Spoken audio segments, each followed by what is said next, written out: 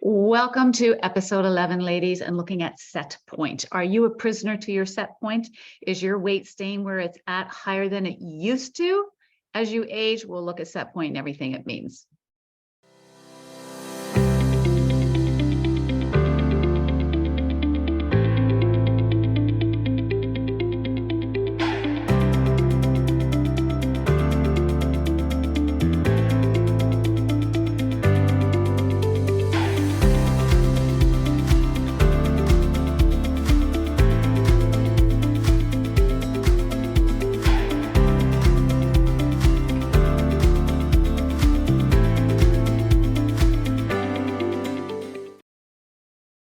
So what does it mean when your set point has increased? So there's a lot of misconceptions around this, but just to put it simply, because there is some science and biochemistry behind it, to put it simply, it's basically you might have been sitting at 140 pounds in your 30s and 40s, and now you're sitting at 150 or 160 pounds. No matter what you do, you can't lose the weight. It could just be that you've added on the weight and what you're doing isn't working anymore because your body, your metabolism, things have slowed down.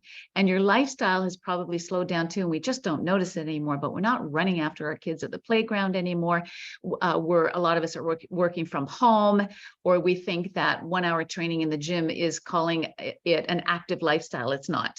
We're still living a sedentary lifestyle, even if we train and we walk the dogs.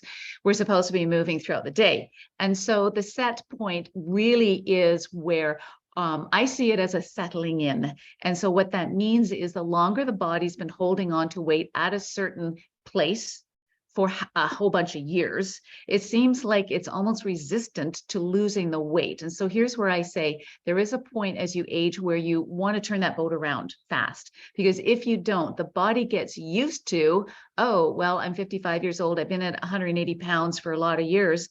Don't really want to change it now.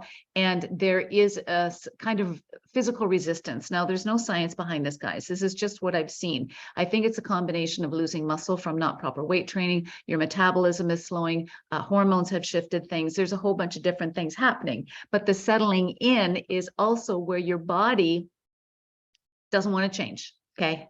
It doesn't like to change. Your body and your psyche don't like to change because they're all about survival. And so they want to keep doing what they're doing. Right.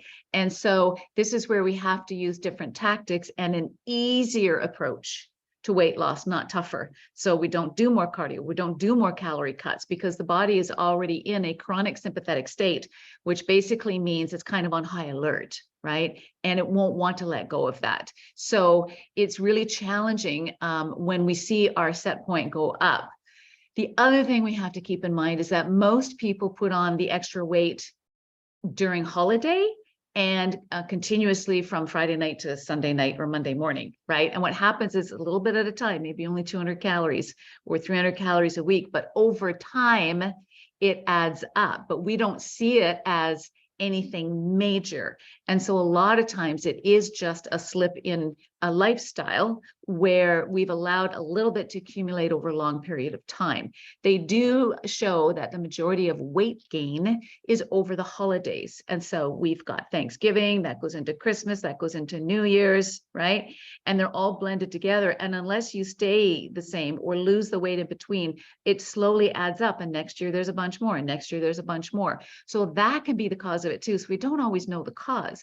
But what I do know is the body reaches a point of settling in where it's like, no, I'm good. I've been this way for a lot of years. I really don't need to lose. And so this is where the proper attention to food and consistency in the meals, timings, portions, and macros for your lifestyle and your age and your food preferences is really, really important. And it has to stay consistent.